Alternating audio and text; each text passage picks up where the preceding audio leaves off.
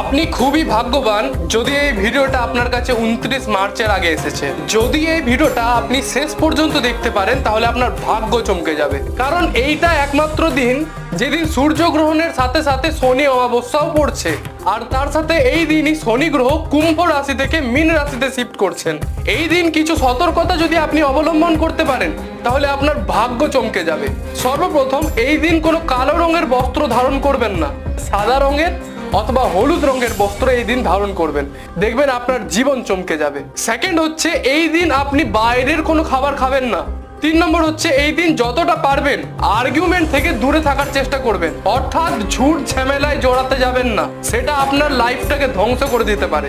4 নম্বর হচ্ছে, এই দিন সন্ধেবেলা একটি চারমুখী প্রদীপ আপনার বাড়ির বাইরে জ্বালাবেন, যেখানে চামেলির তেল দিয়ে সেটিকে জ্বালাতে হবে। ভিডিওটা ভালো লাগলে অবশ্যই লাইক করে দেবেন, কমেন্ট সেকশনে জয় মা তারা লিখে যেতে ভুলবেন না।